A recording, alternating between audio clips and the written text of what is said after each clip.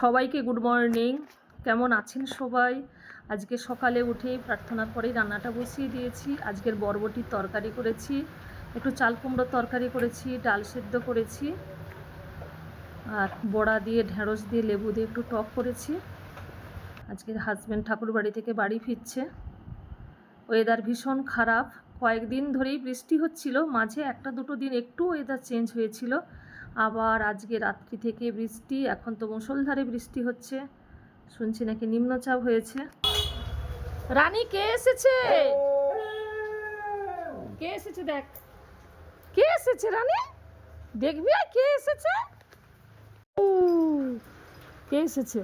ও বৌরি বলে কে এসেছে, কি অবস্থা দেখো। কে এসেছে রানী? কে এসেছে? কে এসেছে? এই রেনকোট বাইরে খোলো, পুরো রেনকোট ভিজে গেছে। তোমাকে জিজ্ঞাসা করছি কোথায় গেছিলে। স্নান করে নিয়েছি, পুজো করব, ফুল তুলতে যেতেই পারছি না, টিপটিপ করে বৃষ্টি হয়েই যাচ্ছে। আজকে তো শ্রাবণ মাসের লাস্ট, শ্রাবণ মাসের সংক্রান্তি আজকের আমার মেয়ের জন্মদিনও। এই জবা ফুলটা কি সুন্দর কালার, কয়েকদিন আগে কিনে এনেছে, এখনও টবে আছে, মাটিতে লাগানো হয়নি। আজকের মন্দিরে মাতৃ সম্মেলন আছে 3টে থেকে, তারপরে সিঁদুর খেলা যাব। অতিরিক্ত বৃষ্টিতে একটু কম জবা ফুলই ফোটে। আজকের এই যে গোলাপ ফুল একটা তুলে নিলাম হলুদ কালারের, আর এখানেও একটা পিঙ্ক কালারের গোলাপ ফুল ফুটেছে।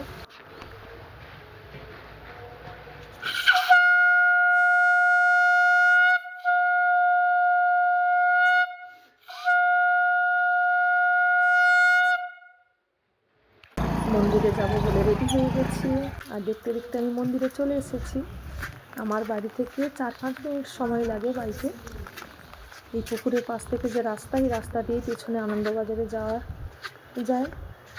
পুকুরের চারপাশেই আমাদের গাছপালা। আজকে সকাল থেকে প্রচুর বৃষ্টি হচ্ছিল, এই 3টের পর থেকে একটু ফাঁক দিয়েছে। মন্দিরের পেছনে ঠিক পুকুর, আর এটা হচ্ছে ঘাট। আমি দেখাচ্ছি আমাদের কাকদ্বীপ সৎসঙ্গ বিহার মন্দির। সমস্ত গুরু ভাইদের সৎসঙ্গী কিংবা নন সৎসঙ্গী সবাইকেই আমন্ত্রণ জানাচ্ছি, সবাই আসুন আমাদের কাকদ্বীপ সৎসঙ্গ বিহার মন্দিরে, সবার খুব ভালো লাগবে। এখানে সবজি চাষ হয়।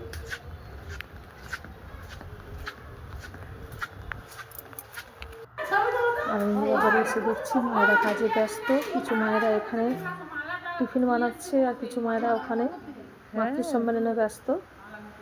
মাতৃ সম্মেলন, তারপরে সিঁদুর খেলা, তারপরে কিছু টিফিনের ব্যবস্থা। আমাদের তপতি মা এই যে চানা বানাচ্ছে এখানে, তপতিদি খুব ভালো চানা বানায়, চানা স্পেশালিস্ট। আর ওখানে মায়েরা এই যে চপ ভাজছে।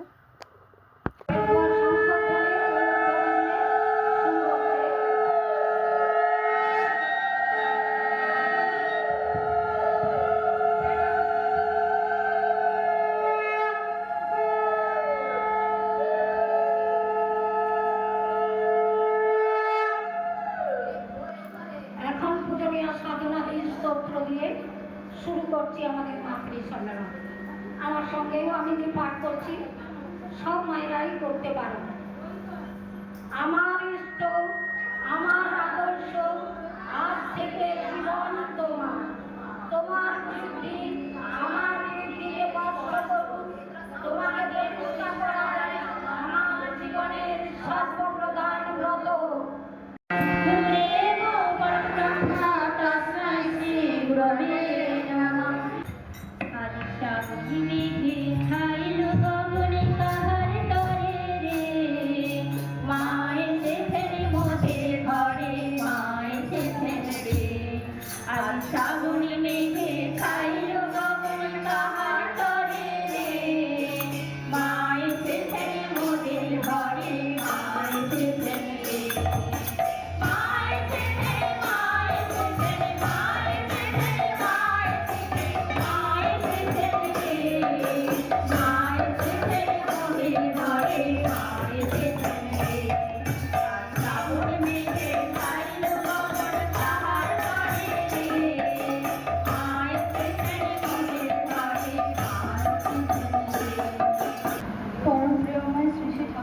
চরণে জানাই আমার কোটি কোটি প্রণাম।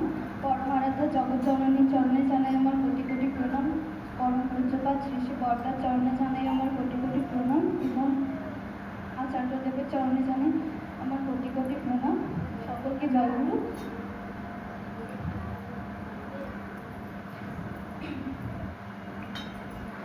খুব ছোট বয়সে আমার দীক্ষা হয়েছিল। শুনেছি 12 বছর বয়সে দীক্ষা হয় সবার, কিন্তু আমার 10 বছর বয়সে দীক্ষা হয়েছিল। তখন আমি ক্লাস 4-এ পড়ি। ঠাকুরের সম্বন্ধে তখন এত কিছু জানতাম না, আর এত কিছু ভালো লাগতো না, আর ঠাকুরের প্রতি তখন আমার এত ভক্তিও ছিল না।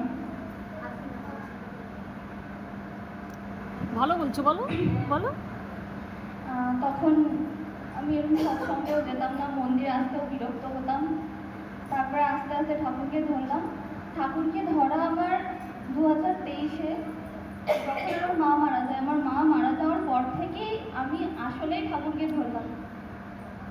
কারণ যতদিন মা আমাদের পাশে থাকে আমরা কখনোই বাস্তবটা বুঝতে শিখি না। তারপরে যখন মা চলে গেল, আসল বাস্তবটা বুঝতে শিখলাম।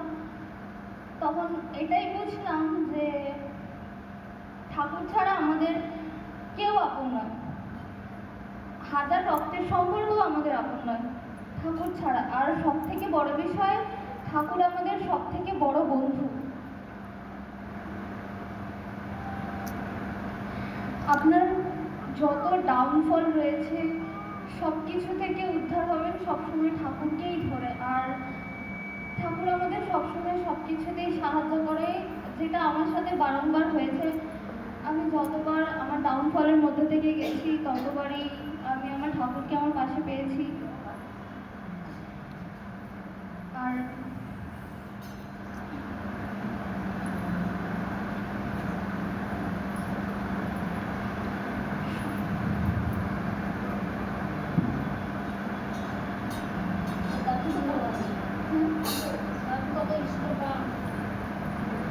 আর সবাই এভাবেই ঠাকুর ধরে চলুন। ঠাকুরের যে নারীনৈতিক গ্রন্থ রয়েছে সেখানে লেখা রয়েছে একজন মা একজন নারীকে কেমনভাবে গড়ে তুলতে হবে, কেমনভাবে তাকে হয়ে উঠতে হবে। সেখান থেকে নারীনীতি থেকে, ঠাকুরের নারীনীতি থেকে সেখানে একজন নারীকে কত ভালোভাবে গড়ে তোলা যায় সেখান থেকে শিখতে হবে সবাইকে।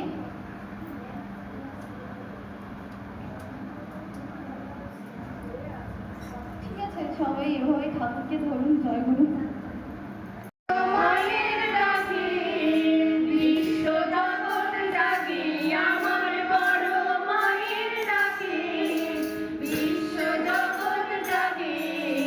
তোমার কৃপায় নৈকো তুলনা, মা লক্ষ্মী